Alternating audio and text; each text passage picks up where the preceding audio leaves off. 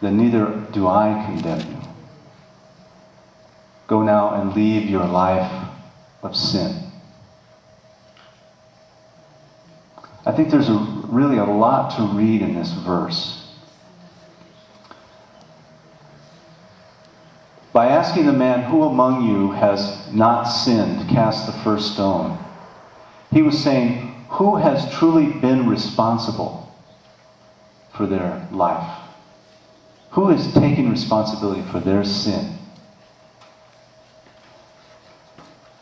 And also to the woman, he knows that this woman has sinned. He knows that she's committed some grave act.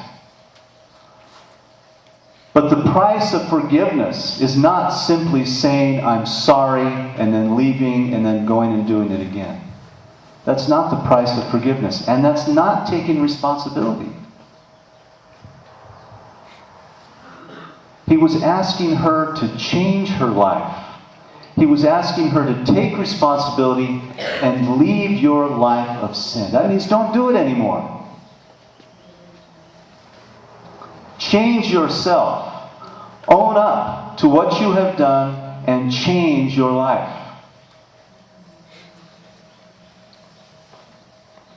Now, many of you know the divine principle view of salvation.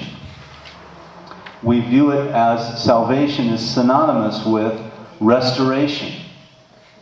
And there's a lot of twists and turns in the restoration of ourselves, just in our own lineage.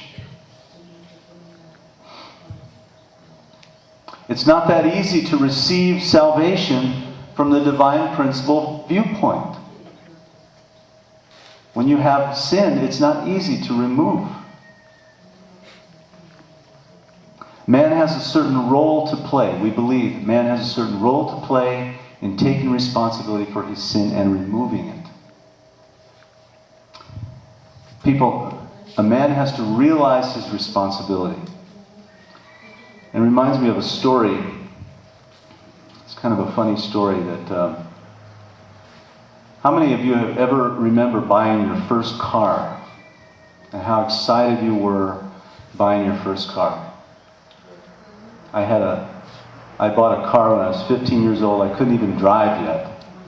It was a 1951 Willys Jeep with a 265 V8 engine and 4-speed. It was a smoking car. And I loved that car. I sanded it all down. I painted it a bright canary yellow.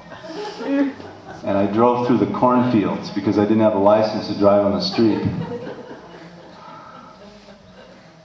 But here's a guy that goes into a car lot and buys a brand new car for the first time, his first car, and he buys it loaded with everything. It has a CD player, it has a GPS system, it has leather seats, plush interior, everything. It's beautiful. It's his dream machine. And he drives it off the lot and he's so proud of this car.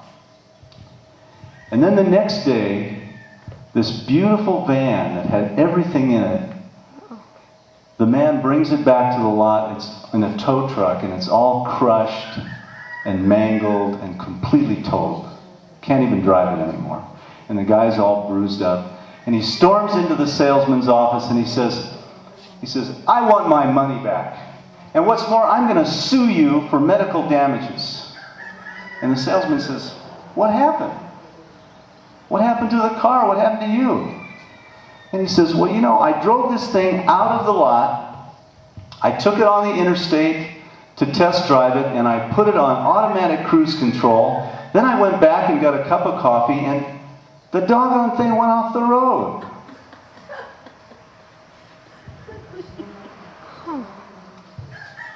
You didn't get it, right? That's good. Automatic cruise control. Okay. It's a tough audience. I know. Tough crowd. I'm dying here, Chuck. But I suspect that there is a desire in all of us, too, to put our life on cruise control.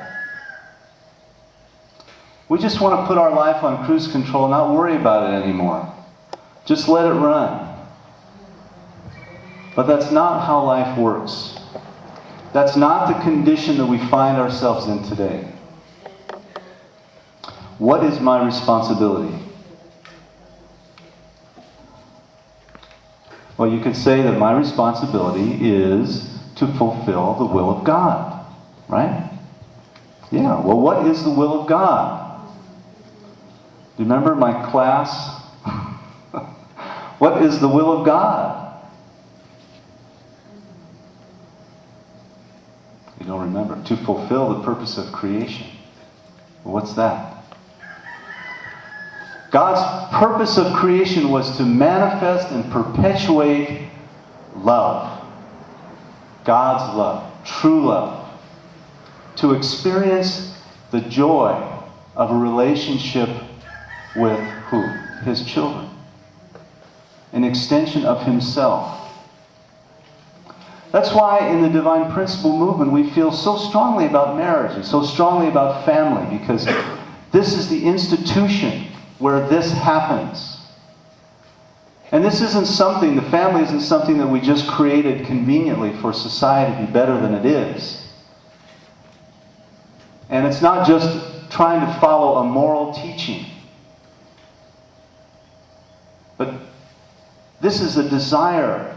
This desire for love and family is deeply rooted in God's nature and is central to fulfilling the purpose for creating. God had this idea, this blueprint in His mind when He created, that He wanted to experience the joy of this love that He could have with His child.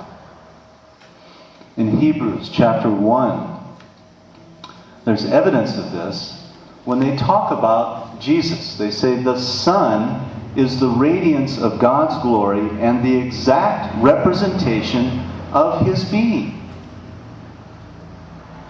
That was what the child of God was supposed to be, the radiance of His glory. The exact representation of His being. And you know what? That's what we are supposed to be too. We are also supposed to be the radiance of His glory. And in Genesis chapter 1, famous verse, so God created man in His own image. In the image of God He created him, male and female He created them.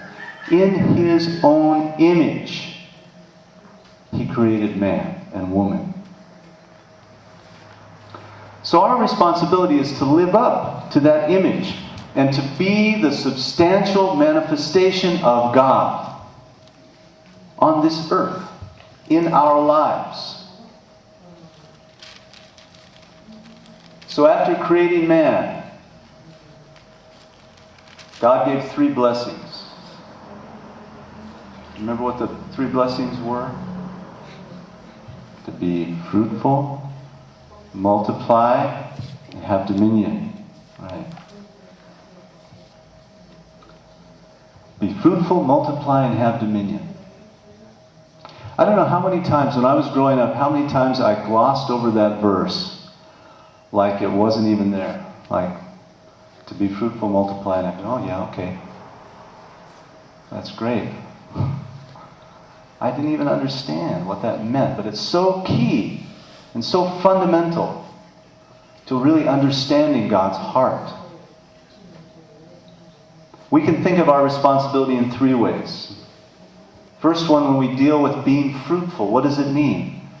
The first responsibility is for one to become the master of himself. The master of true love. Truly free and truly thankful to God for the freedom of being able to love and knowing how to cultivate and control ourselves. You know, taking responsibility in this way is not for the purpose of following some kind of law or some kind of social convention. But a person should first establish responsibility through